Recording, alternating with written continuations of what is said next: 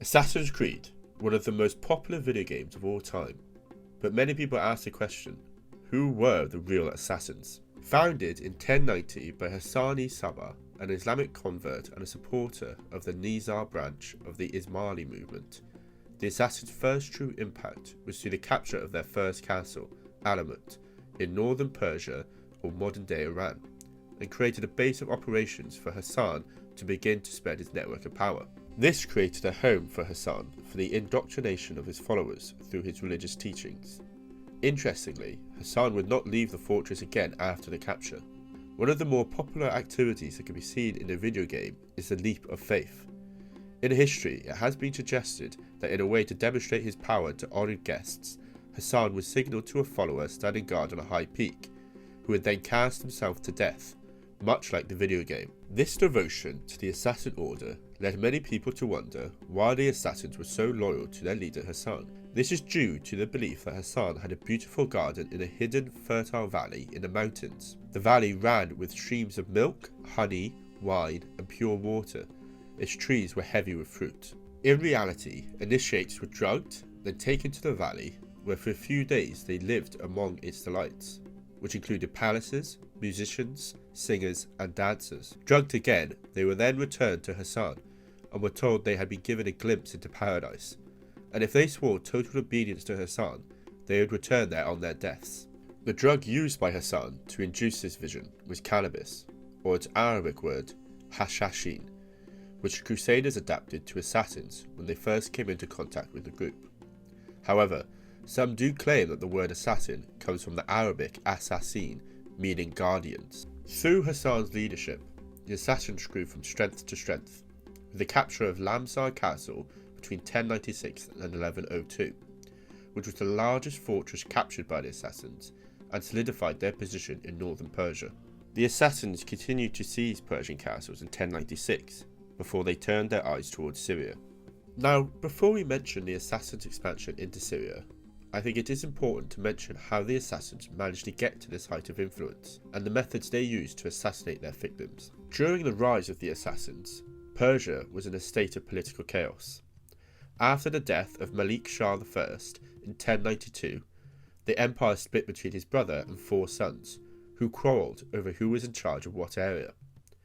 Hassan took full advantage of this, and through the assassinations of major political and religious figures, Hassan eliminated any potential rivals to his power, and within 35 years had more real power than the supposed rulers.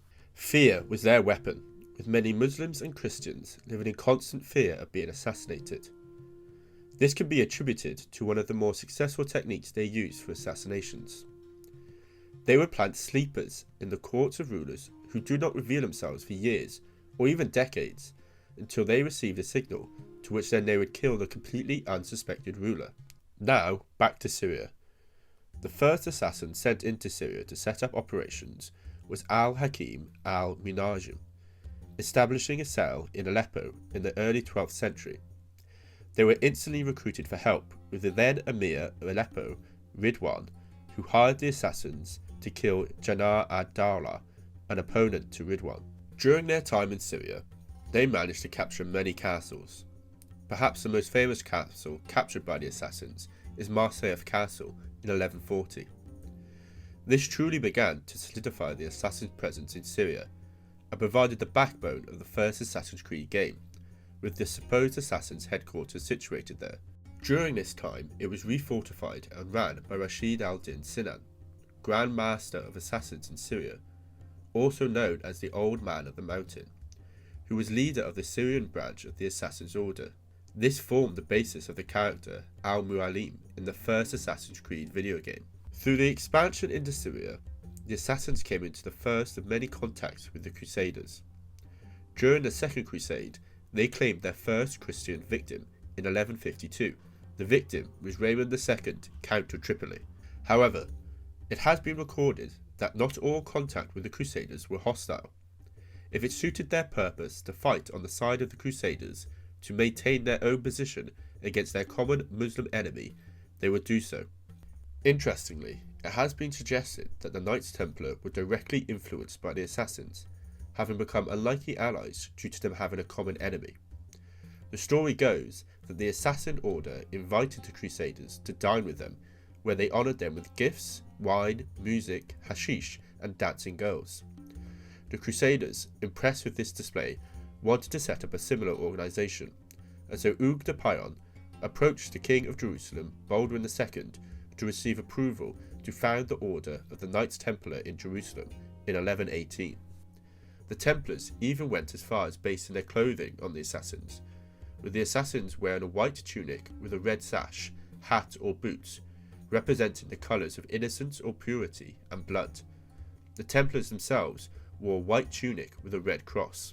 During the period when the assassins were active, it has been thought that they assassinated hundreds of people, which included 3 caliphs, supreme religious and political leaders of an Islamic state, a ruler of Jerusalem, and several Muslim and Christian leaders.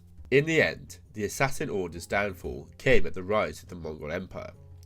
With the Mongol Empire's invasion into Khwarezm and their push west, Mongol commander Kit Bukar began to assault several assassins' fortresses, with Hulagu taking Alamut in 1256, and eventually Masyaf, the last assassins-held castle, in 1267, to which the assassins' influence was wiped out.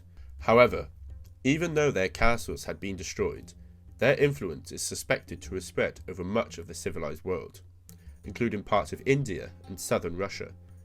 The assassins still exist to this day, and although no longer called assassins, but called the Nizari, they are a small Ismaili sect led by Aga Khan. The last words of the founder of the Assassin's Order, Hassani Sabah, have been used in the Assassin's Creed video games as the creed or motto of the assassins, and although the sources of the quote is largely unreliable, I will leave you with it as a testimony to the everlasting legacy of the Assassin's Order.